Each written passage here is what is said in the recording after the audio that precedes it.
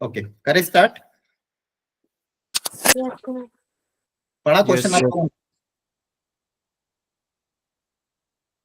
देखो पहले वाला क्या था, 8 balls, sorry, 2 balls are drawn at random with replacement from a box containing 10 black and 8 red। एक बॉक्स है जिसके अंदर 10 ब्लैक बॉल है, 8 रेड बॉल है। 2 balls are drawn at random with replacement। तो 2 balls निकाली गई है विथ रिप्लेसमेंट। इसका मतलब क्या है? रिप्लेसमेंट मतलब बॉल निकाल कर सर उसमें फिर से डाल दी। हाँ, पहली बॉल निकाली, फिर उसमें रख दी, फिर दूसरी बॉल निकाली, फिर समझा रहा, पहली बॉल निकाली, देखा उसका कलर, फिर रख दी, फिर दूसरी बॉल निकाली। तो विथ रिप्लेसमेंट मतलब पहली बॉल को बॉल बॉक्स में रख दिया और फिर वापस सेकंड बॉल निकाली। तो पूछा find the probability that both balls are red. पहले पार्ट में क्या बोला कि दोनों बॉल रेड, उसकी प्रोबेबिलिटी बताओ। तो बताओ क्या होगा? 8/18 सर, इंटू 8/18। हाँ देखो, दोनों बॉल रेड, पहली बार रेड है, इसकी प्रोबेबिलिटी कितनी होगी? 8/18। 18। सेकेंड टाइम फिर से रेड आ जाए, 8/18। 18, yes sir, सही है। yes sir, yes sir, first black, second red. 10/18 into 8/18। Third वाली, one of them is black and another is red. अब देखो ये पहले के 2 पार्ट और तीसरे पार्ट में अंतर है कि नहीं? अब देखो आप यहाँ पे गलती हो गई।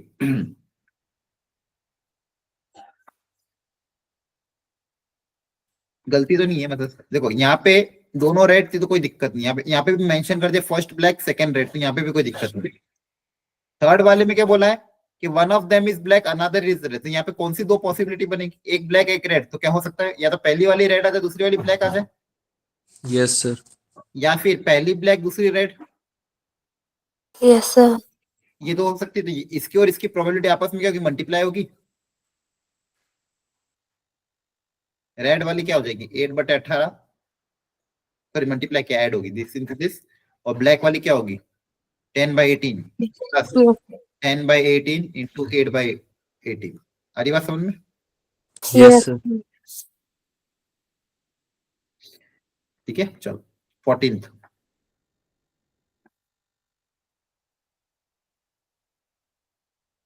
Probability of solving specific problem independently by A and B, this and this. If both try to solve the problem independently, find the probability problem is solved. First part में बता प्रॉब्लम सॉल्व कब होगी?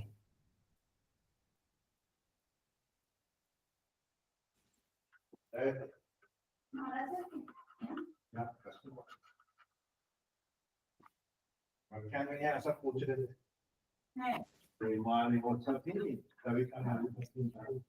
Hello.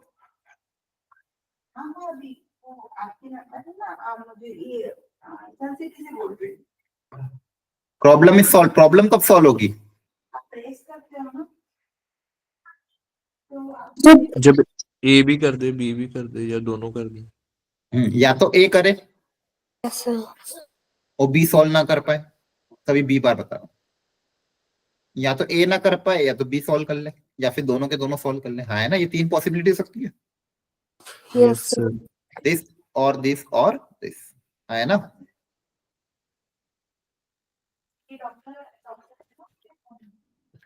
A problem solve करे, इसकी probability क्या है? 1/2।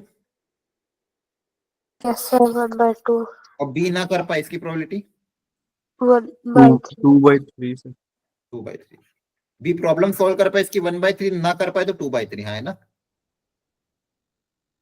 अरे बोलो, यस yes सर, sir, ए बार इंटू बी बताओ क्या होगा? 1/2 इंटू 1/3। 1/3।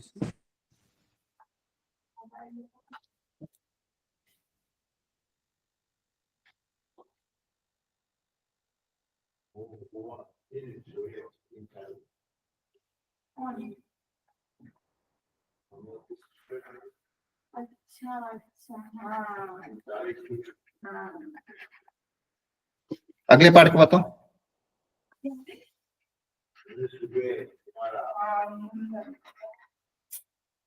बताओ सर दोनों दोनों से नहीं हो पाई, उससे 1 माइनस कर देंगे। कौन सा वाला। आप फ्लैट में बैठ गए सर जब दोनों से नहीं हो पाएंगे उससे 1 माइनस कर देंगे, वो वाला तो। नहीं एग्जैक्टली वन है ना, तो एग्जैक्टली वन में तो क्या होगा, A B bar plus B A bar B, वो एक सॉल्व कर ले है ना, ये कर दो। Yes sir.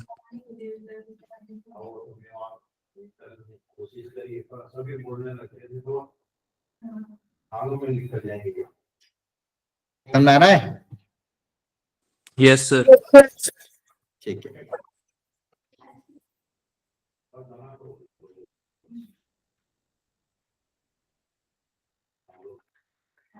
सर लास्ट वाले क्वेश्चन में बी बार में जो था वो दिखाना सर। सर जहाँ पर है फर्स्ट वाले में A B bar plus B A bar into B, sir यहाँ पर ए बार के नीचे A/2 क्यों आया सर? क्योंकि देखो प्रोबेबिलिटी ए के सॉल्व करने की प्रोबेबिलिटी 1/2 है, तो ए के ना सॉल्व करने की प्रोबेबिलिटी भी 1/2 होगी ना, बची हुई 1 - 1/2। सर फिर बी के बार के नीचे 2/3 लिखा है सर। हाँ तो देखो ना क्वेश्चन पढ़ो आप पहले, क्या लिखा है यहाँ पे। प्रोबेबिलिटी के ए सॉल्व कर पाए,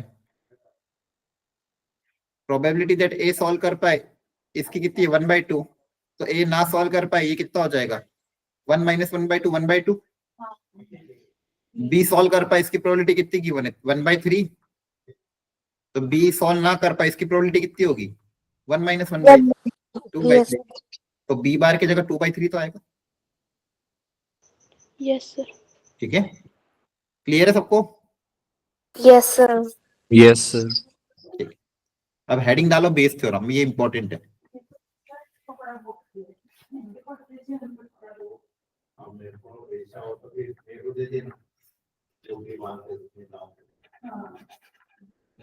बेस थ्योरम हेडिंग डालो, है ना। Yes sir. देखो पिछली बार मैंने आपको पढ़ाई थी टोटल प्रोबेबिलिटी,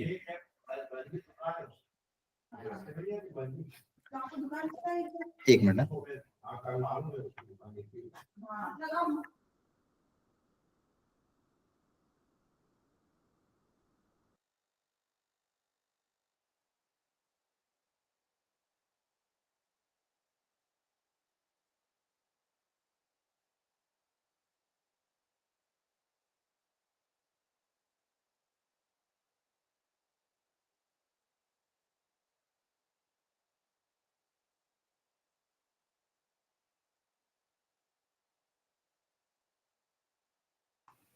हाँ सुनना बच्चों ध्यान से, हेडिंग डाल दी सबने बेस थ्योरम।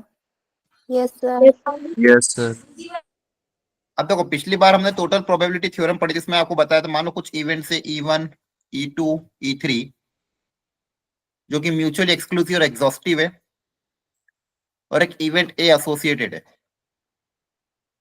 याद आ रहा है। Yes sir. और मैंने आपको बताया था कि बाय टोटल प्रोबेबिलिटी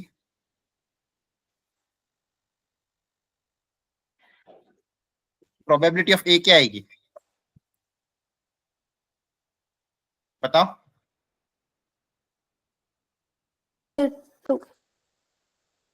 याद करो। Probability of A. फिर प्रोबेबिलिटी ऑफ, भूल गए। अच्छा कैसे डिराइव करवाया था ये बताओ।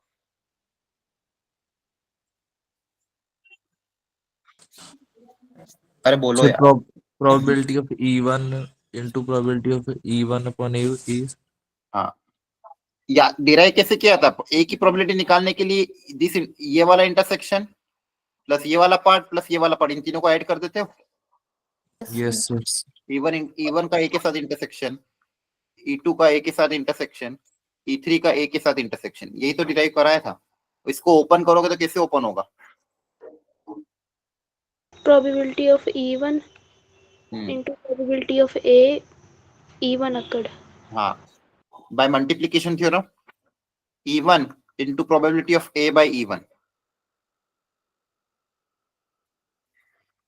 Plus E2 into A by E2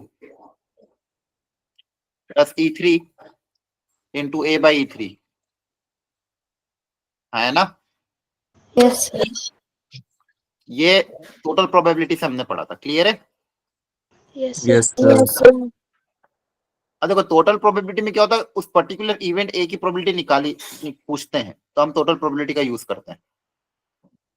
अब बेस थ्योरम में क्या होगा, सुनना ध्यान से, एक मिनट। बेस थ्योरम में क्या पूछेंगे, बेस थ्योरम में पूछेंगे किसी पर्टिकुलर इवेंट की प्रोबेबिलिटी, मान लो कोई भी event E2 E1 E2 E3 given A has occurred, ये पूछेंगे। अब याद करो पिछली बार जब हमने क्वेश्चन कराया था आपको टोटल प्रोबेबिलिटी पे, उस पे देखो क्वेश्चन कौन सा था, सबसे पहला वाला जो क्वेश्चन कराया था, जैसे ये कि 3 बैग है अलग अलग और एक व्हाइट बॉल निकले, उसकी प्रोबेबिलिटी निकालो। तो आपने E1 E2 E3 3 बैग मान लिए थे और probability of white ball, event A को क्या माना, गेटिंग अ व्हाइट बॉल, और उसकी प्रोबेबिलिटी निकाली थी, है ना? ये था Yes, sir. टोटल प्रोबेबिलिटी से। अब बेस थ्योरम में क्या पूछेंगे कि ऐसे 3 बैग दिए, आपने एक बॉल निकाली और वो बॉल व्हाइट निकली, वो बॉल कौन सी निकली, व्हाइट, ये गिवन है ऑलरेडी। तो पूछा गया है कि फाइंड द प्रोबेबिलिटी कि वो जो व्हाइट बॉल निकली वो बैग 2 से निकली हो। हमारा आपके पास 3 बैग है, आपने तीनों बैग में से मान लो किसी एक बैग में से बॉल निकाल ली, बॉल निकालने के बाद वो जो बॉल का कलर है वो व्हाइट दिखा, वो ये गिवन डेटा था कि ऑलरेडी ये पता है कि बॉल का कलर कौन सा है, व्हाइट। तो वो जो व्हाइट कलर वाली बॉल वो बैग 2 से निकली है, इसकी प्रोबेबिलिटी निकालनी है। तो यहाँ पे बेसिकली क्या पूछा, किसी इवेंट की probability given A has occurred, A मतलब ए ऑलरेडी हो चुका है या अकर हो चुका है, E1 E2 की प्रोबेबिलिटी पूछी गई है, समझ में आ रहा है? Yes, sir. तो इस तरह के क्वेश्चन को सॉल्व करने के लिए बेस थ्योरम को अप्लाई करेंगे कि आपको किसी भी इवेंट, या तो E1 का पूछ सकते हैं, E2 का या E3 का, E1 E2 E3 में से किसी भी एक की प्रोबेबिलिटी का पूछेंगे गिवन ए हैज अकर्ड। तो इस तरह का क्वेश्चन जब भी आए कि व्हाइट बॉल, मान लो व्हाइट बॉल आ गई है, अगर वो व्हाइट बॉल निकल गई है, वो बैग 2 से निकली है, तो इसकी प्रोबेबिलिटी बताओ। मतलब किसी इवेंट की प्रोबेबिलिटी पूछे, ए इवेंट अगर ऑलरेडी अकर हो चुका हो, तो आप क्या अप्लाई करोगे, बेस थ्योरम। क्लियर है? Yes, sir. समझ में आ रहा है? Yes, sir. ओके, इसका फॉर्मूला लिखा देता हूं मैं, पहले डायग्राम ड्रॉ कर लो। कर लिया सबने?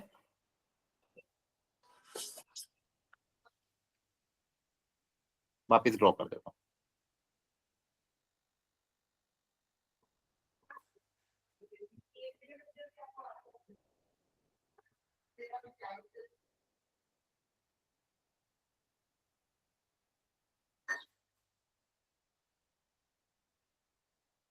लिखो ये, late E1 E2 E3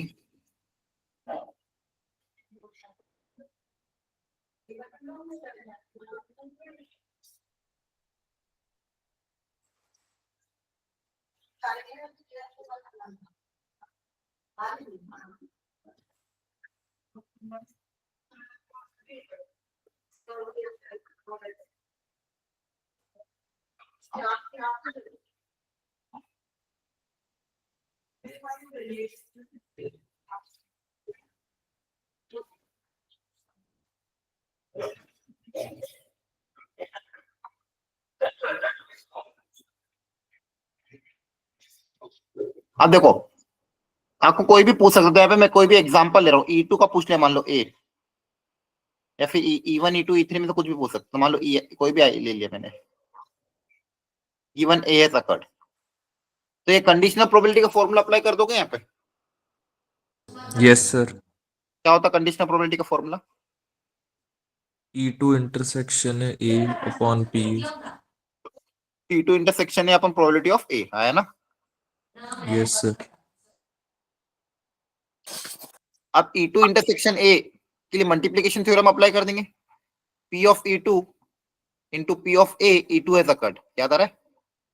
Yes, sir. Yes, sir. Probability of A के लिए वापस से वही टोटल प्रोबेबिलिटी, इसमें सारे क्या आ जाएंगे, P of E1 into P of A, E1 has occurred, P of E2 into P of A, E2 has occurred, plus P of E3 into P of A E3 has occur. आई बात समझ में?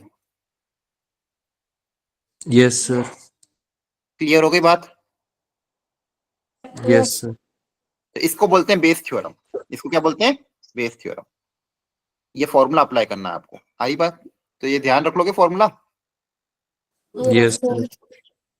इसका general formula ऐसा था, P of E आई, कोई भी event की probability given A has occurred का फॉर्मूला हो जाएगा P of E I into P of A by E I upon summation P of ये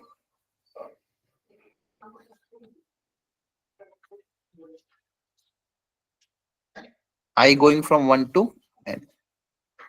नीचे क्या आ जाएगा? सबका आ जाएगा, E1 E2 E3 सबका सम, और ऊपर जिसकी प्रोबेबिलिटी पूछी उसका, है ना? नीचे सबका क्या आ जाएगा? समेशन E1 E2 E3 सबका, और ऊपर जिसकी प्रोबेबिलिटी पूछी उसका आएगा सिर्फ। क्लियर है? Yes sir. समझ में तो आ रहा है कि बिल्कुल ऊपर से ऊपर जा रहा है? आ रहा है सर समझ।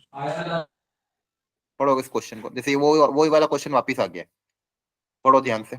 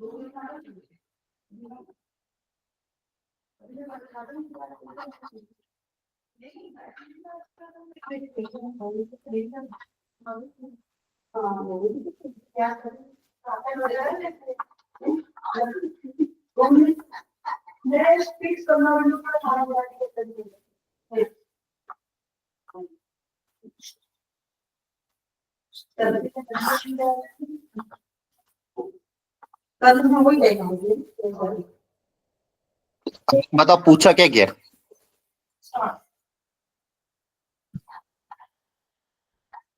सर बैक फर्स्ट से वाइट बॉल की प्रोबेबिलिटी पूछी। देखो E1 E2 E3 क्या मान लिया कि मान लो बैक 1 बैक 2 या बैक 3 सिलेक्ट हुआ, और ए क्या मान लिया है? गेटिंग अ वाइट बॉल, हाँ है ना? Yes, yes sir. सर। अब पूछा है कि वो बैग 1 से निकले, इसकी प्रोबेबिलिटी। तो बताओ किसकी प्रोबेबिलिटी पूछी है? A ball is down and is found to be white. Ball जो निकाली वो व्हाइट है, ये ऑलरेडी E1 गिवन से है। सर। तो भी गिवन डेटा होता तो उसको इवेंट ए मान लेते हैं। यस है? सर। अब बताओ क्या पूछा गया है? बैक फर्स्ट से सर वाइट बॉल हाँ, तो की क्या लिखूं मैं? प्रोबेबिलिटी। E1 E2 E3 क्या लिखूं यहाँ? E1, sir. E1। सिर्फ E1 लिखूं बस? ये पूछा है। E1 by probability of E1 given A has occurred, है ना? ए ऑलरेडी हो चुका है ना? Yes sir. Yes sir. समझ रहे हो? जो हमेशा बेस थ्योरम कैसे पहचानोगे? कोई ना कोई एक event already, it is found that white निकल गया, तो ये इवेंट ऑलरेडी हो चुका है। अब बैग 1 से निकली, इसकी प्रोबेबिलिटी पूछी है, तो क्या पूछी है? E1 by A. क्लियर है? बोलो। Yes sir. अब इसका फॉर्मूला ऊपर क्या आएगा? E1 वाला formula E1 into probability of A E1 ऐसा कर, और नीचे सबके लिए 1 2 3 सेम फॉर्मूला नीचे आ जाएगा सबके लिए। पहले 1 के लिए, फिर 2 के लिए, फिर 3 के लिए। क्लियर है?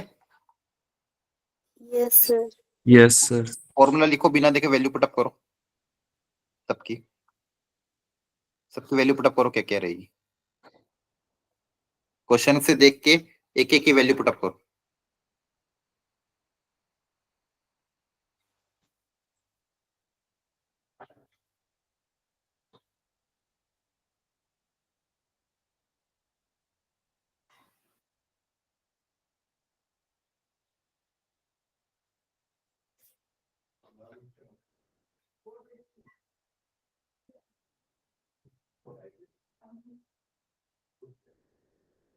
एग्जाम्पल,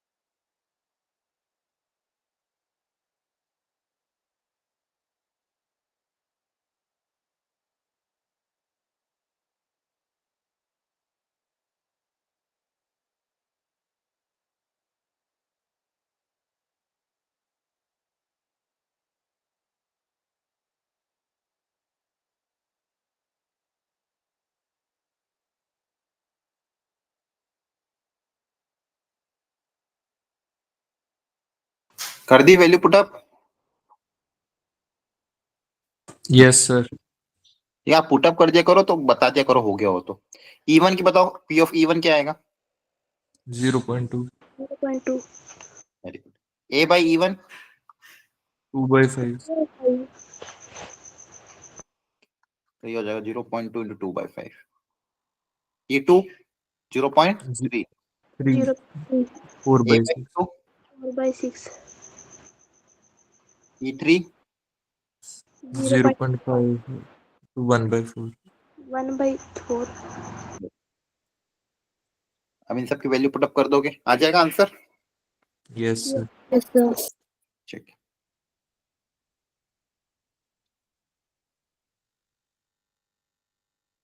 चलो अब ये उसी से रिलेटेड क्वेश्चन है, बेस थ्योरम वापस करो।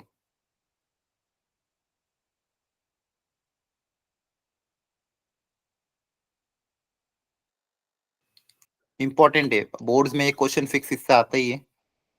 एनसीईआरटी में बहुत अच्छे अच्छे क्वेश्चन दिए हुए हैं इससे।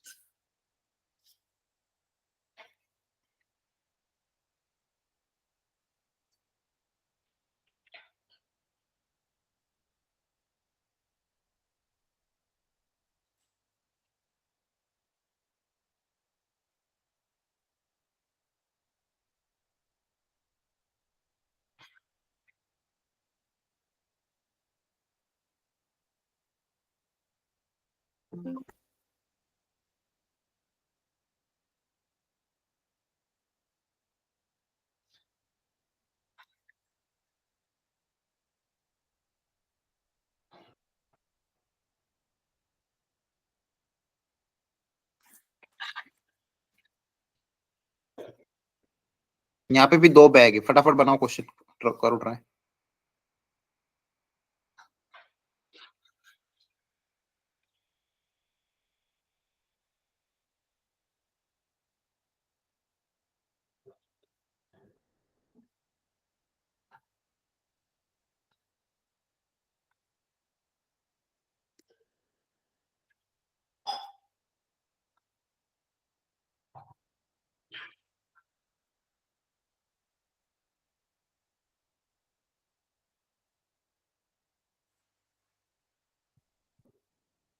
Bag one bag two, one ball is transfer from bag one to bag two, इसमें से एक बॉल निकाली और इसमें ट्रांसफर कर दी। And then a ball is drawn from bag two, और इसके बाद बैग टू से एक बॉल निकाली गई।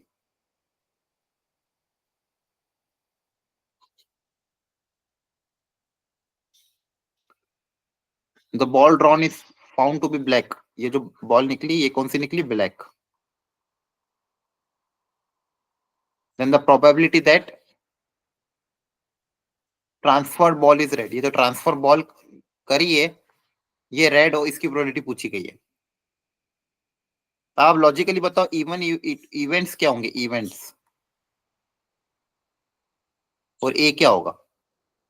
इसकी प्रोबेबिलिटी पूछी गई, ये जो ट्रांसफर बॉल है रेड हो, ये प्रोबेबिलिटी पूछी है given second ball is black. Question easy है, प्रोवाइडेड बस आप ये इवेंट्स डिफाइन कर दो। तो बताओ इवन ई टू इनको क्या मानेंगे? सोच समझ के इस क्वेश्चन के हिसाब से। सर रेड बॉल को बैग 1 से लिया गया, इवेंट 1। देखो तीन तीन पॉसिबिलिटी क्या हो सकती है। देखो इसकी प्रोबेबिलिटी पूछी कि बैग वन से रेड बॉल ट्रांसफर हो। अब बैग वन से बैग टू में या तो रेड या तो ब्लैक या तो व्हाइट ट्रांसफर हो सकती है, हाँ है ना? Yes, Yes. sir. तो बैग वन से बैग टू में या तो रेड बॉल ट्रांसफर हुई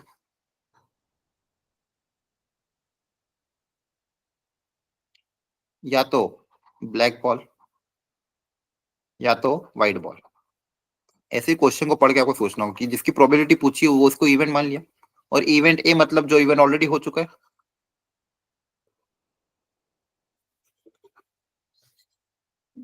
सेकेंड बॉल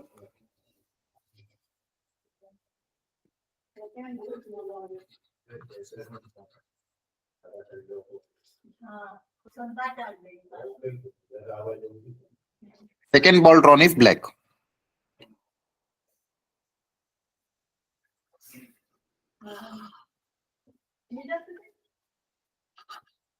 बताओ किसकी प्रोबेबिलिटी पूछी गई है? रेड बॉल की सर, E1 की। Given A has occurred.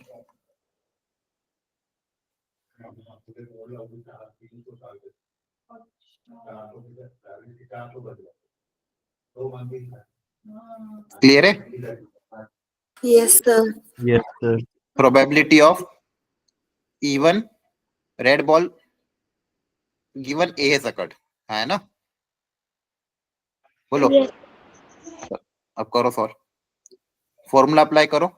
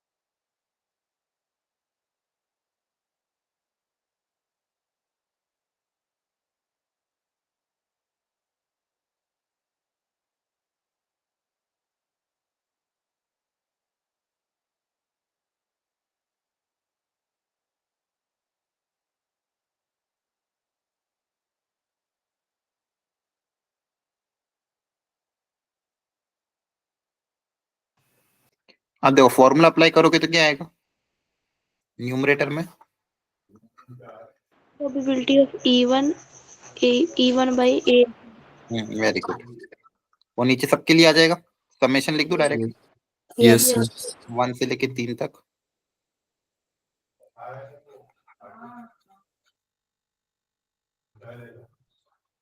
अब बताओ प्रोबेबिलिटी ऑफ इवन क्या होगी? 3/10. 3 by बैग 1 से रेड बॉल, अब रेड बॉल निकालने के लिए प्रोबेबिलिटी कितनी हो जाएगी? 3/10। Very good. अगर मान लो रेड बॉल चली गई अब रेड बॉल इस बैग में चली गई तो टोटल बॉल कितनी हो जाएगी? 10 हो जाएगी। अब उसमें से A बाई E1, अब ब्लैक बॉल निकले, इसकी प्रोबेबिलिटी क्या है? 5/10. 5/10 है ना। देखो A बाई E1 मतलब इवन इवेंट हो चुका है, इवन हो चुका है मतलब यहाँ से रेड बॉल इधर चली गई। अगर इधर रेड बॉल चली गई तो पहले से 9 बॉल थी तो टोटल 10 हो जाएगी। अब 10 में से ब्लैक निकले, इसकी प्रोबेबिलिटी 5/10 होगी, है ना। Yes, sir. तो ये तो हो गया। अब E2 की बताओ, P of E2 black from back 1 4/10। A by E2 6/10. 6/10. अभी जैसे अगर ब्लैक बॉल चलेगी तो ब्लैक बॉल एक्स्ट्रा हो जाएगी 6, है ना। Yes, sir. Yes, sir. और लास्ट वाली E3 और वाइट 3/10 मल्टीप्लाई बाय 2 by 2/10। 10. देखो ऐसे क्वेश्चन जेई में पूछे गए, लेकिन कॉन्सेप्ट अंडरस्टैंडिंग रखना होगा कि इवेंट्स किसको माने, बेस थ्योरम पूछा गया है, ये आपको प्रैक्टिस से और कॉन्सेप्ट से सीखना है। इसलिए बोल रहा हूं कि कैसे करें।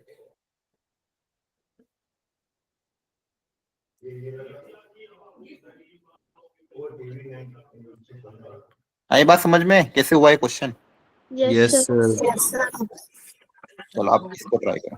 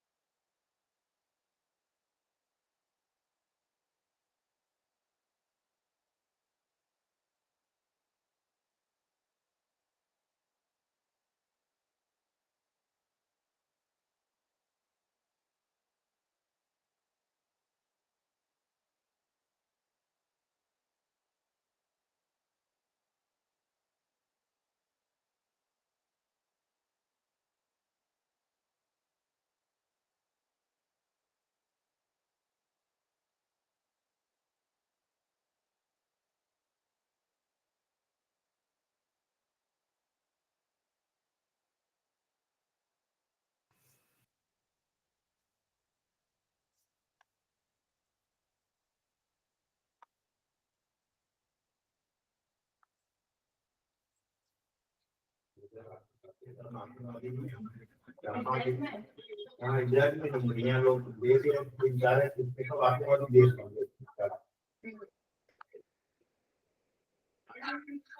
तो इजराइल में होते हैं।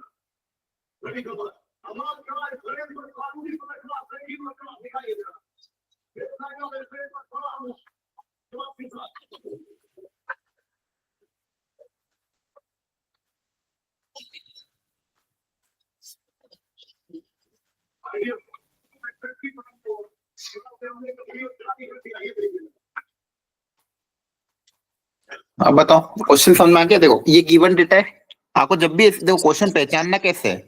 प्रॉब्लम बच्चे क्या बोलते हैं कि सर पूरा चैप्टर जब कंप्लीट हो जाता है हम कैसे पहचानेंगे कि बेस थ्योरम का फॉर्मूला अप्लाई करना है। तो आपको ऐसे पहचानना है, एक इवेंट गिवन है, given that the ball drawn from the second box is wide. जब भी इसी तरह के क्वेश्चन देखे तो आपको क्या सोचना है कि बेस थ्योरम है, हाँ, है ना।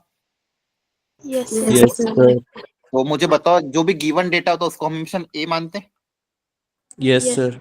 ठीक है। तो आप एक इवेंट ए को क्या मान लेंगे, पूरा लिख देते हैं, ball drawn from box 2 is white. ये जो गिवन इवेंट है इसको ए मान लिया।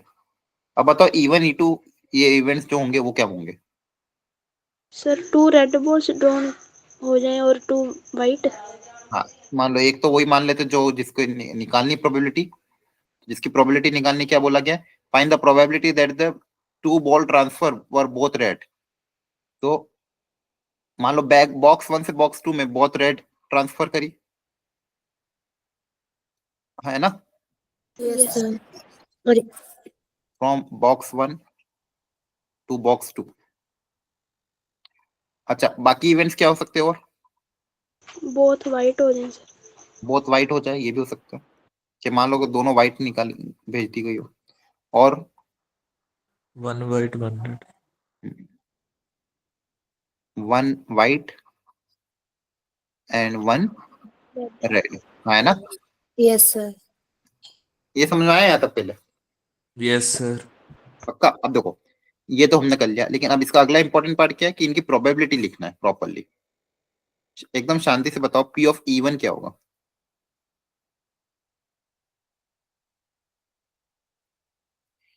Sir 4/9 into very good, 3। हाँ। अबे करे तो क्वेश्चन दोनों के दोनों रेड, पहली भी रेड दूसरी भी रेड, है ना। Yes sir. इसमें कंफ्यूज ऐसा मत लिख देना कि 4C2 अपॉन 9C2, ये वो गड़बड़ी हो जाती बहुत सी। एक के बाद एक सिलेक्ट कीजिए, तो पहली बार रेड आएगी तो 4/9 4/9, और दूसरी बार रेड 5 3/8 सर। है ना। सर 3/8 कैसे। एक रेड चली गई ना, अब 3 रेड बची, यस सर। और टोटल 3/8 वॉल 8 है ना। Yes sir. इसके साथ साथ इसका भी बता दो A/E1 फॉर्मूले में, ये इसका भी यूज होगा। अगर दोनों रेड इधर रख दी, अब व्हाइट निकलने की प्रोबेबिलिटी, टोटल बॉल कितनी हो जाएगी। 2/6 सर। नहीं नहीं, टोटल पहले से 5 थी, 2 रेड हो गई, 7 हो गई। Yes, sir. Yes sir. Total पहले से 5 अवेलेबल थी, 2 और 3, आपने 2 बॉल इधर ट्रांसफर कर दी, 2 और इधर ट्रांसफर कर, तो टोटल 7 हो गई। अब इसमें से व्हाइट की प्रोबेबिलिटी क्या होगी, 2/7। 2/7. आई बात समझ में। Yes sir. अब ऊपर बताओ P ऑफ E2 बताओ। 5/9 into 4/8. पहली भी वाइट दूसरी भी वाइट, तो 5/9 इंटू 4/8. 4/8। समझ में आ रहा है? दोनों वाइट, पहली वाइट और दूसरी वाइट, हाँ है ना? Yes, Yes, sir. sir. A/E2 बताओ। अब वाइट निकाल, 4/7. अब वाइट कितनी हो जाएगी? 4 हो जाएगी। 4/. 4/7. ध्यान से देखो, नहीं समझ में आया तो वापस पूछ लो। अब E3 का बताओ।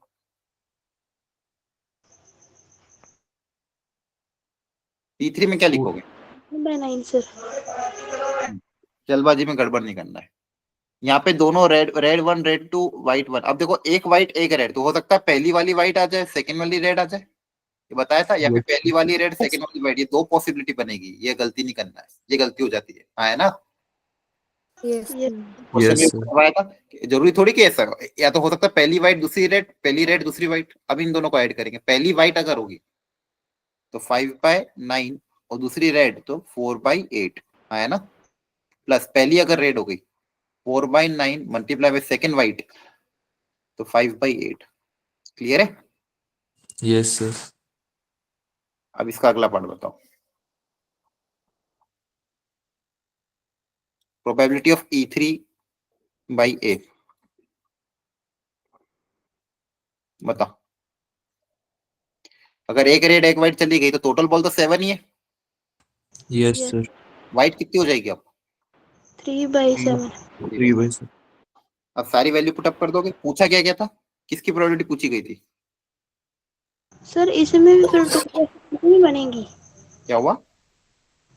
सर, जैसे यहाँ पर किया बॉल को ट्रांसफर सर E3 में, तो एक वाइट जा रहा है और एक रेड जा रहा है, तो उसमें तो हमने सिर्फ उसकी लिखी है ना, वाइट की, तो रेड की पॉसिबिलिटी बन सकती है 4/7 हो जाए।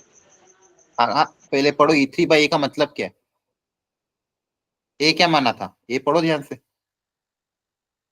पढ़ो ए को क्या वाइट। लिखा। वाइट का सोच रहे ना अपन। बैक इस ये इवेंट E3 होने के बाद वाइट निकलने की प्रोबेबिलिटी पूछ रहे ना, रेड की थोड़ी पूछ रहे हैं।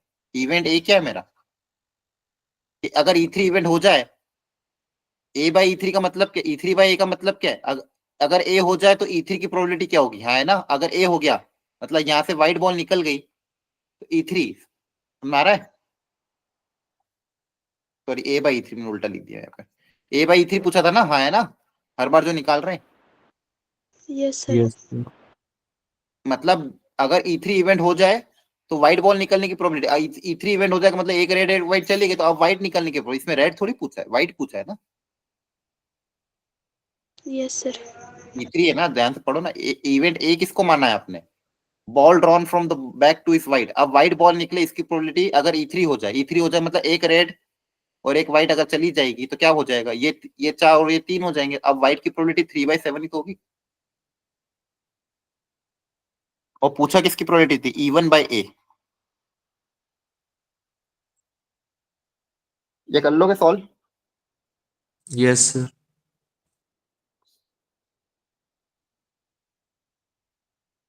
पक्का समझ में आ रहा है? Yes, sir. करो ट्राई।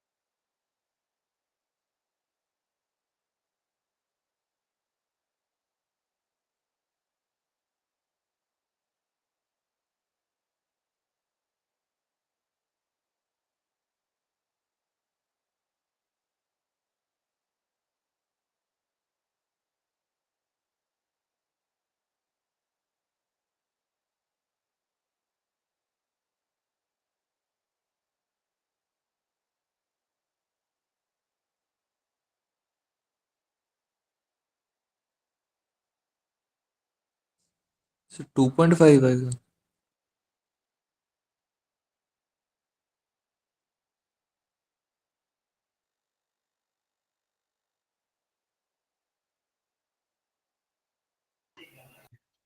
क्या आ रहा है 2.5?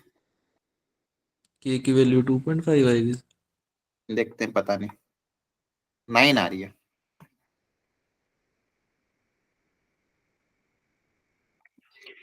पढ़ो question. 25% of a population are smoker. A smoker has 27 times more chances to develop a lung cancer than non-smoker. A person is diagnosed with the lung cancer. Find the probability that it was a smoker.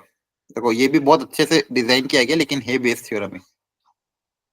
एक कोई city थी जहाँ पे बहुत सारी population थी, है ना? Yes sir. उसमें से किसी एक पर्सन को सिलेक्ट किया गया।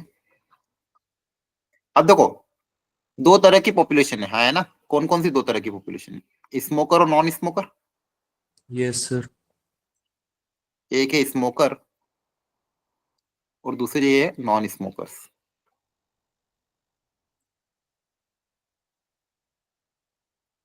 एक स्मोकर है, दूसरा नॉन स्मोकर है, और इनमें से लंग कैंसर हो रहा है तो कुछ स्मोकर को हो रहा है, कुछ नॉन स्मोकर को भी हो रहा है।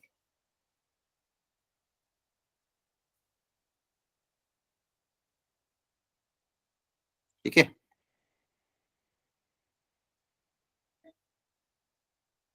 इसमें से एक पर्सन सिलेक्ट किया गया, बोला गया है कि selected person is diagnose with lung cancer, मतलब person is having lung cancer. और ये बताओ मुझे, इवेंट E1 E2 ये सब क्या होंगे? Smoker and non smoker. हाँ, दो तरह की है, either yes person sir. Smoker, और या तो पर्सन क्या होगा, नॉन स्मोकर। और ये पूरे सैंपल स्पेस को यही कवर करेगा। और इवेंट ए ये। अब मुझे बता किसकी प्रोबेबिलिटी पूछी गई है? A person is diagnosed with the probability that the person is a smoker, किसकी प्रोबेबिलिटी पूछी गई है? E1 की। E1। लेकिन क्या लिखोगे? गिवन ए ए। ए। हाँ, है ना? Yes sir. Yes sir. Formula apply हो जाएगा। जल्दी से वैल्यू पुटअप करो।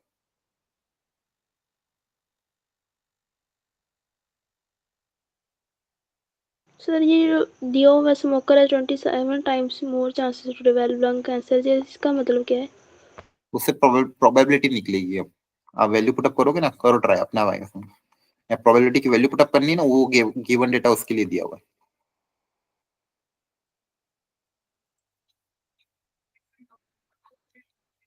अब वैल्यू पुटअप करो, अपने आप क्लियरिटी आएगी।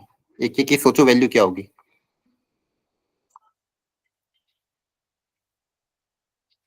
पी ऑफ E1 क्या होगा, सोचो। P of A by E1 क्या होगा?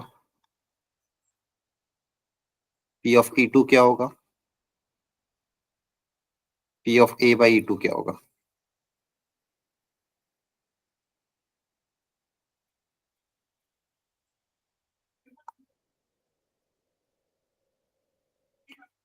प्रोबेबिलिटी ऑफ E1 बताओ। पर्सन स्मोकर होने के चांसेस कितने हैं? 25/100। 25% स्मोकर है ना, तो कितने परसेंट स्मोकर है? 25/100 है ना? Yes sir. और नॉन स्मोकर की प्रोबेबिलिटी, बच्चे वैसे नॉन स्मोकर होंगे, 75/100. है ना? ए बाई E1। ए मतलब अगर मान लो पर्सन स्मोकर है तो उसको लंग कैंसर होने के चांसेस कितने हैं? 27 टाइम मोर है। तो मान लो कि देखो क्या लिखा, smoker have 25 times more chances to develop a lung cancer. Smoker को लंग कैंसर हो इस 27 टाइम्स नॉन स्मोकर को लंग कैंसर हो, है ना? बोलो। Yes sir. तो आप किसी एक को अज्यूम कर लेते हैं, वो वैसे भी कैंसिल होते हैं। मान लो मैं बोल देता हूँ लेट नॉन स्मोकर को लंग कैंसर हो, इसकी प्रोबेबिलिटी मैंने मान लो एक्स मान ली। क्या मान ली? एक्स। तो ये 27 टाइम्स एक्स हो जाएगी। Yes sir. एक नॉन स्मोकर को लंग कैंसर हो, ए बाई E1 मतलब नॉन स्मोकर को लंग कैंसर, अगर ये एक्स है तो ये 27x हो जाएगा, है ना? Yes sir. अब वैल्यू पुटअप कर दो, वैसे भी एक्स अपने आप कैंसिल होगा। देखो यहाँ पे वैल्यू पुटअप करोगे,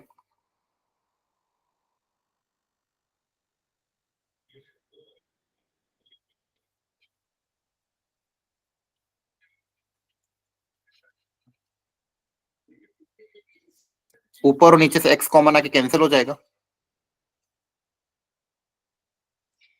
100 भी ऊपर नीचे से कॉमन आके कैंसिल हो जाएगा, ऊपर से 25 भी कॉमन आ जाएगा। कैलकुलेशन तो कर लोगे आप, यस सर।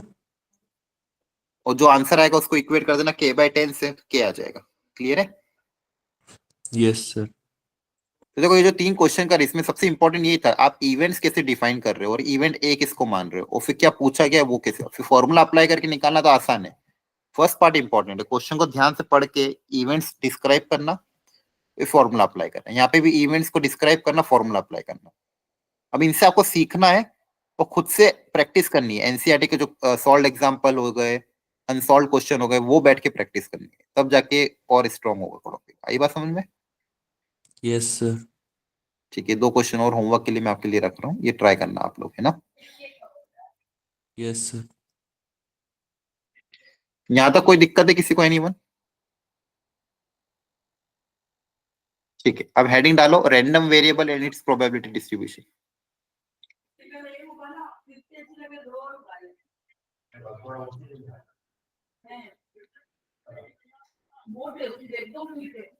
बताओ, हेडिंग डालो random variable and its probability distribution.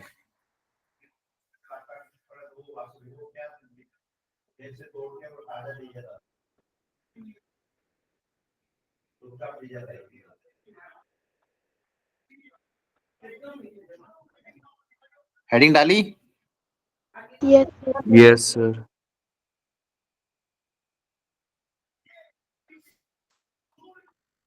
Random variable and its probability distribution. अब देखो ये एक अलग कॉन्सेप्ट है। एक रैंडम वेरिएबल एक्स डिफाइन होता है,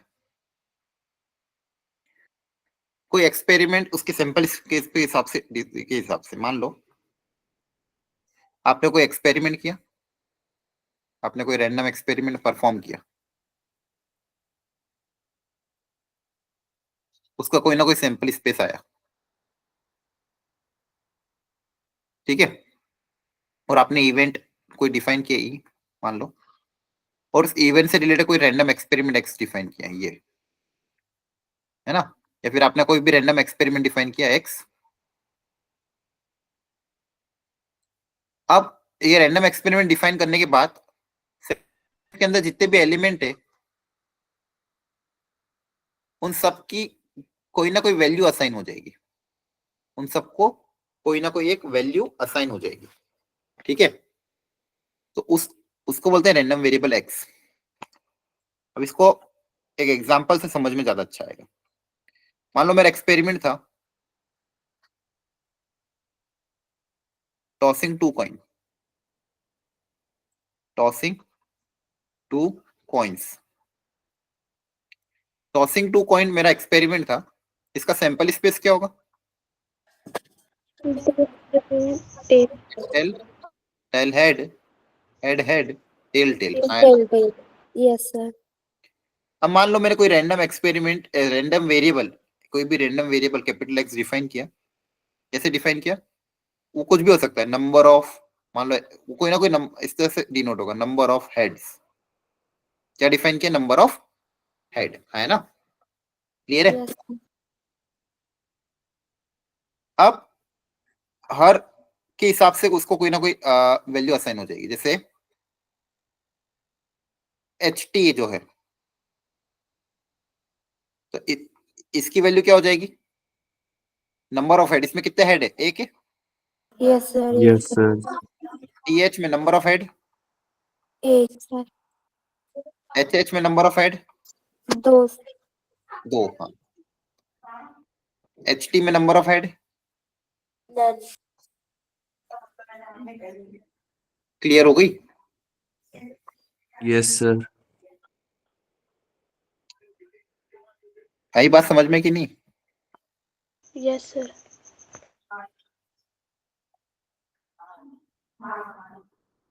यहां तक समझ में आया सबको? Yes sir. ये रैंडम वेरिएबल होता है, ठीक है? मतलब हर एलिमेंट को कोई ना कोई वैल्यू असाइन हो जाती है, ठीक है? Let S be the simple space associated with a given experiment. The real number X in the domain is called the random variable. आई बात समझ में? Yes sir. तो यहाँ पे क्या होगा, जैसे यहाँ पे X की पॉसिबल वैल्यू क्या क्या हो गई? अच्छा एक मिनट एक गड़बड़ कर दी। यहाँ पे लास्ट में टेल था ना, Yes, sir. आपने बताया ही नहीं मेरे को। टेल में नंबर ऑफ हेड कितना होगा? 0, जीरो। sir. X की पॉसिबल वैल्यू क्या क्या है? 0, 1 1 और 2 है ना? X की पॉसिबल वैल्यू यस क्या है? 0, 1 और 2। अब इसकी अपन प्रोबेबिलिटी डिस्ट्रीब्यूशन टेबल बनाते हैं। ऊपर लिखते हैं X और नीचे लिखते हैं उसकी प्रोबेबिलिटी। ऊपर X की सारी पॉसिबल वैल्यू, नीचे उसकी प्रोबेबिलिटी। तो X की पॉसिबल वैल्यू क्या क्या है? 0, 1 और 2 है ना? सर नंबर पे 1, 1, 2 नहीं आएगा? नहीं, वो 1 और 1 तो सेम ही है ना, दो बार थोड़ी लिखेंगे। पॉसिबल वैल्यू तो 0, 1, 2 है ना, सेट्स में एज अ सेट समझो इसको। X की पॉसिबल वैल्यू क्या क्या है? या तो 0 होगा, या तो 1 होगा, या तो 2 होगा। इन तीनों में से कोई एक होगा। Yes sir. 1 और 1 तो एक ही है ना, वो तो है तो 1 ही, दो बार थोड़ी लिखेंगे उसको। क्लियर है? Yes sir. ठीक है। अब रैंडम वेरिएबल X की या तो वैल्यू 0 होगी, या तो 1 होगी, या तो 2 होगी। अब 0 की प्रोबेबिलिटी क्या होगी? 1। 0/4। 0 मतलब दोनों बार टेल, यस सर। दोनों यस बार टेल सर। मतलब 1/4। Yes sir. 4 में से एक बार आ रहा है ना? Yes sir. X equal to 1 मतलब एक बार हेड, तो एक बार हेड की मतलब फेवरेबल 2, टोटल 4। 4/4 सर। 2 दो बार हेड का वापस क्या हो जाएगा? 1/4। है ना? तो यस ये जो सर। टेबल बनी, ये क्या होगा? इसकी प्रोबेबिलिटी डिस्ट्रीब्यूशन टेबल। अब यहाँ पे एक चीज आप ऑब्जर्व ये भी करना कि जितनी प्रोबेबिलिटी का सम है, इसमें जितनी प्रोबेबिलिटी का सम होगा हमेशा कितना आएगा? 1 आएगा। टोटल प्रोबेबिलिटी हमेशा कितनी होगी? 1। 1/4 प्लस 2/4 प्लस 1/4 कितनी होगी? देखो ध्यान से, 1 होगी। Yes sir. Yes sir. ठीक है? तो ये कॉन्सेप्ट होता है random variable X and its probability distribution. ये जो मैंने बनाया है, ये उसका प्रोबेबिलिटी डिस्ट्रीब्यूशन। क्लियर है? Yes sir.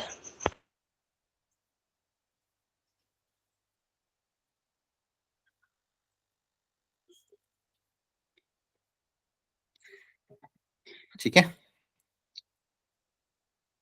ध्यान रखना, सबकी समेशन 1 आती है। सबका समेशन कितना आता है? प्रोबेबिलिटी का सबका सम 1। क्लियर है? 1। Yes sir. अब जैसे यहाँ पे एक रैंडम अब यहाँ पे कोई क्वेश्चन नहीं दिया, ऐसे बोल दिया कि कोई रैंडम वेरिएबल X था जिसकी पॉसिबल वैल्यू 0, 1, 2 और 3 थी, और उनकी प्रोबेबिलिटी k/2, k/4, k/8 दी है। तो सबसे पहले पूछा k निकालो। तो k कैसे निकालेंगे? सबका प्लस इक्वल टू 1 रखना। हाँ, अभी बताया था कि प्रोबेबिलिटी का सबका सम, सारे रैंडम वैल्यू की प्रोबेबिलिटी का सम कितना होगा? 1 के बराबर। Yes sir.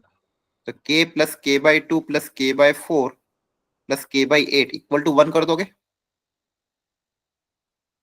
बोलो, यस यस सर। सर। ऐसे k आ जाएगा? Yes yes sir. सर। तो k आ रहा है मान लो 8/15।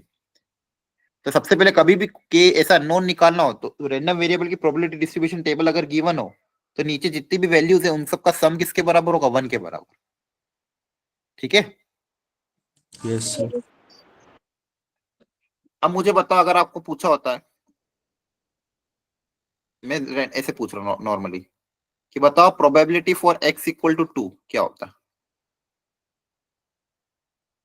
तो बता क्या होगा? x इक्वल टू 2 की प्रोबेबिलिटी कितनी गिवन है? k/4 sir. k/4 गिवन है। तो k की वैल्यू पुटअप कर दोगे? Yes sir. है ना? क्लियर है? Yes sir. Less than equal to 2 का मतलब क्या होगा? क्या क्या आएगा इसके अंदर? K by 2 0 1 2 0 और 1 1 1 2 और 2 लेस देन इक्वल टू 2 में तीनों आएंगे। Yes, sir. yes sir 0 की प्रोबेबिलिटी बताओ क्या है? K K 8 1 by K by K 2 by 2. की वैल्यू पुट अप लास्ट में K रख देंगे, फिर 2 की K by 4. 4 एलसीएम 4 आ जाएगा, Yes, sir. yes sir plus 2 6 plus 1 7 7 K by 4 आ जाएगा। yes sir अब आप K की वैल्यू रख दो, K क्या था 8 by 15। क्लियर है? yes yes sir sir third part second part x greater than 2 में क्या क्या आएगा? only 3 3 आएगा है हाँ ग्रेटर देन 2 में तो ओनली 3 है, Yes, sir. तो कितना आ जाएगा K by 8 है ना, yes Yes. sir 1 by 15। तो ना ऐसे क्वेश्चन आएंगे तो कर लोगे, आसान है कि नहीं? ये बोर्ड्स में भी आएंगे, जेई में भी आते हैं, बोलो। Yes, yes sir. sir जैसे देखो 2022 में आया था, बस उन्होंने थोड़ा सा ऐड क्या कर दिया, उसी क्वेश्चन में बस कंडीशनल ऐड करके पूछ लिया। क्वेश्चन तो वैसा ही था, बस पूछा क्या गया कि प्रोबेबिलिटी ऑफ x बिटवीन 1 से 4 given x less than equal to 2, ये कंडीशनल पूछ लिया। समझ में आया? कंडीशनल एक ये किसका साइन है? कंडीशनल वाला स्लैश। कंडीशनल प्रोबेबिलिटी पढ़ी कि नहीं? yes sir करी तो यहाँ पे क्या पूछा? कंडीशनल पे ऊपर क्या दिया है? 1 and 4 स्लैश 2। अब मान लो ऊपर वाले को a मान लो, नीचे वाले को b मान लो। ऊपर क्या था? इंटरसेक्शन, नीचे प्रोबेबिलिटी ऑफ b। याद आ रहा है कंडीशनल प्रोबेबिलिटी का formula? yes sir Yes, sir. Probability of a intersection b divided by probability of A b, B sir है ना? तो नीचे तो क्या आएगा? Probability of x less than equal to 2। ऊपर क्या आएगा? 1x 1 से 4 के बीच का इंटरसेक्शन किसके साथ? Less than equal to 2। yes sir yes sir ऊपर इंटरसेक्शन आता है, नीचे उसकी प्रोबेबिलिटी आती है, और ऊपर वाले का इंटरसेक्शन क्या होगा?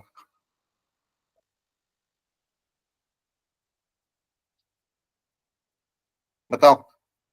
x equal to greater than 2 देखो ऊपर वाला क्या बोल रहा है? 1 और 4 के बीच में, 1 और 4 के बीच में कौन कौन से आएंगे? 1 2 3 4 sir 2 और 3 1 ना, 2 1 और 4 के बीच में इक्वलिटी कहाँ है? 1 कहाँ से आ जाएगा? अरे less than x greater than 4 and less than 1 है ना। yes yes sir sir इसका मतलब क्या था? ग्रेटर देन 1 लेस देन 4, तो 1 और 4 के बीच में तो 2 और 3 तो आएगा। yes sir less than equal to 2 में क्या क्या आएगा? 1 और 2 1 0 1 2 जीरो भी तो है ना? yes sir इन दोनों का इंटरसेक्शन क्या है? 2 2 ठीक है, यही बात समझ में। yes sir आगे x इक्वल टू 2 की प्रोबेबिलिटी कितनी है? 4 case और नीचे लेस देन इक्वल टू 2 में क्या क्या आएगी? 0 लेस 1 देन 2 0 प्लस 1 प्लस 2, अभी तो सिखाया था। yes sir समझ में आ रहा है कि नहीं? ऊपर क्या था? कंडीशनल प्रोबेबिलिटी का फॉर्मूला क्या था? दोनों का इंटरसेक्शन अपॉन बी। इन दोनों का इंटरसेक्शन क्या होगा? पहला बोला 1 और 4 के बीच में, तो 1 और 4 के बीच में कौन कौन आ रहा है? 2 3। लेस देन इक्वल टू 2 में क्या आएगा? 0 1 2। कॉमन पार्ट क्या है? 2, और 2 की प्रोबेबिलिटी कितनी की बनती? 4 के। नीचे less than equal to 2, less than equal to 2 में क्या आएगा? 0 1 2। अब इनकी वैल्यू पुटअप कर दो, है ना? yes sir पक्का समझ में आ रहा है? देखो yes यहाँ पे sir के निकालने की भी जरूरत नहीं पड़ेगी, क्योंकि डायरेक्ट के कैंसिल ही हो जाएगा, है ना? yes sir ऊपर तो आपका आ जाएगा 4 के, नीचे क्या आएगा? 0 1 और 2 का एडिशन।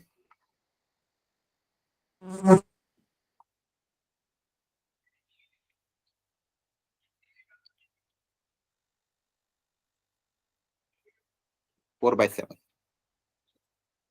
समझ में आ गया कैसे किया? yes sir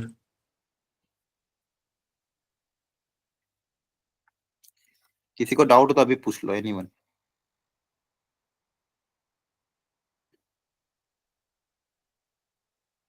ठीक है,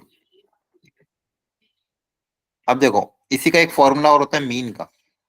आप ये जो प्रोबेबिलिटी डिस्ट्रीब्यूशन टेबल बनाते हो, अब इसमें इसका मीन का फॉर्मूला, तो मीन का फॉर्मूला लिख लो, वहीं पे लिख लो, एक काम करो, यहाँ पे बताया था ना मैंने, ये प्रोबेबिलिटी डिस्ट्रीब्यूशन टेबल होती है, मान लो ये x1 x2 x3 xn इसकी वैल्यू है और उसकी probability p1 p2 p3 pn है,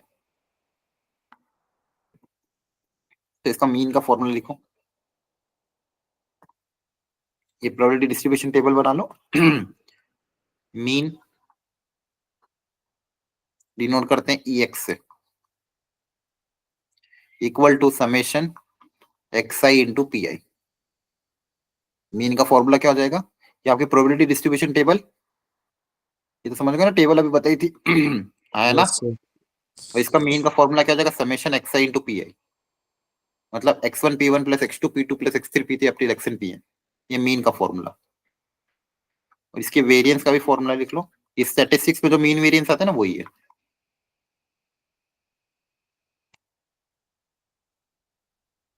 e X square minus E of X का whole square, E X square minus E of X का whole square. E X square मतलब क्या होता है, summation X I square into P I minus summation X I P I का whole square. Example से समझा रहा हूँ, समझना अच्छे से।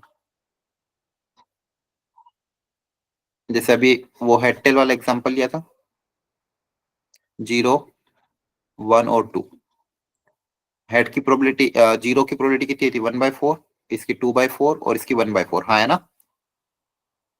Yes sir. अब मान लो मीन पूछा होता, तो मीन क्या, summation X I P I X I P I X I P I इन सबको मल्टीप्लाई करके ऐड करना है, तो 0 into 1/4 plus 1 into 2/4 plus 2 into 1/4, है ना। एक्स आई को this into this, this into this plus this into this plus this into this, clear है। Yes sir. और इसी का वेरिएंस पूछा होता अगर, तो वेरिएंस कैसे निकालते, x I summation X I square into P I, तो 0 square into 1/4, x I square, x आई का स्क्वायर करके पी आई से मल्टीप्लाई करना है,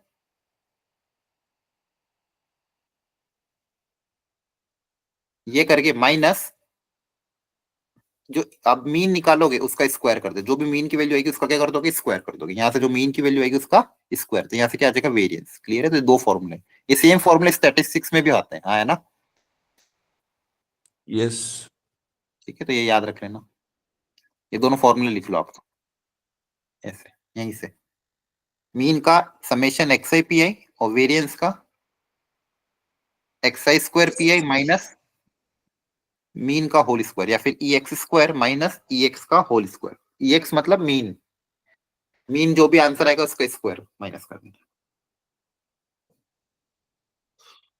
क्लियर हुआ, यस सर।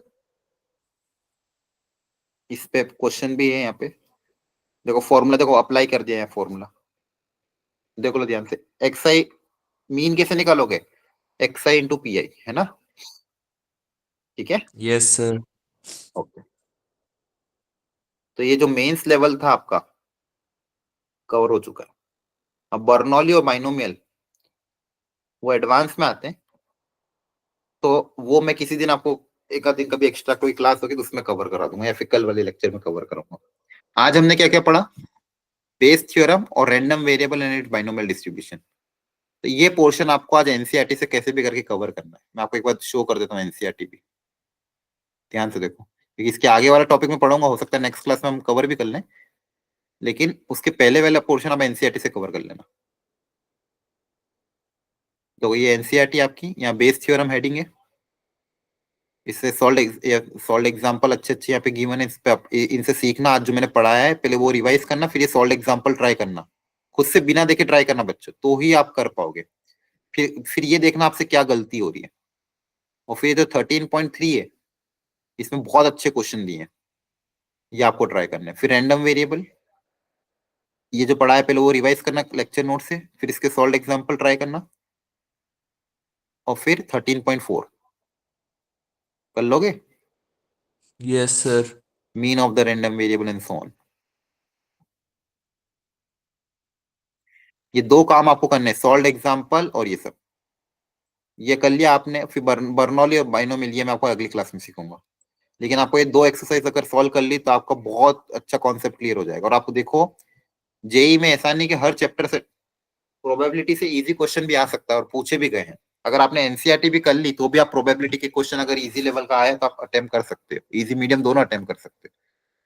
ठीक है, तो इसलिए कोई भी चैप्टर कंप्लीटली कभी नहीं छोड़ेंगे हम, हर चैप्टर का एनसीईआरटी और बेसिक फंडामेंटल लेवल करके जाएंगे, क्योंकि आपको पूरा पेपर अटेम्प्ट नहीं करना है। मैथ्स में 10 क्वेश्चन भी कर लिए, 8 से 10 क्वेश्चन कर लिए, फिजिक्स में 10 से 12 क्वेश्चन कर लिए, केमिस्ट्री में 10 से 12 क्वेश्चन कर लिए, गारंटी सिलेक्शन हो जाएगा। ठीक है, टोटल ओवरऑल आपको 30 से 35 क्वेश्चन, अगर जनरल कैटेगरी की बात कर रहा हूं मैं, जनरल कैटेगरी में होने के बाद अगर आपने 35 क्वेश्चन का 35 से 40 क्वेश्चन का टारगेट रख लिया तो आपका सिलेक्शन हो जाएगा। 35 से 40 क्वेश्चन मतलब पर subject on an average 12 question. ठीक है, हो सकता है मैथ्स में कम हो, फिजिक्स केमिस्ट्री में थोड़ा ज्यादा हो जाए। और मैथ्स में अगर मान लो 10 क्वेश्चन का टारगेट है तो 10 इजी क्वेश्चन का टारगेट है तो 10 इजी किसी भी चैप्टर से आ सकते हैं। उसमें अगर आपका एनसीईआरटी लेवल फंडामेंटल भी क्लियर होगा तो भी आपके कॉन्सेप्ट क्लियर हो जाएंगे। आई बात समझ में? Yes sir. तो आज मैं इतना ही रख रहा हूँ। अभी जितना मैंने पढ़ाया है उसको एक बार एनसीईआरटी से रिवाइज करके उससे प्रैक्टिस जरूर कर लेना, आपकी प्रैक्टिस अच्छी हो जाएगी। इस चैप्टर को स्ट्रॉन्ग रखना और ये प्रैक्टिस से ही होगा। तो आज बेस थ्योरम 13.3 और 13.4 ये दोनों एक्सरसाइज अच्छे से नोट्स बना के प्रैक्टिस कर लेना। क्लियर है? नेक्स्ट क्लास में उसके डाउट्स पूछ लेना या ग्रुप में डाल देना डाउट। ओके सर, चलो आज थैंक इतने यू रखते हैं, कल मिलते हैं, हो ना? Bye bye. Sir. Bye bye sir.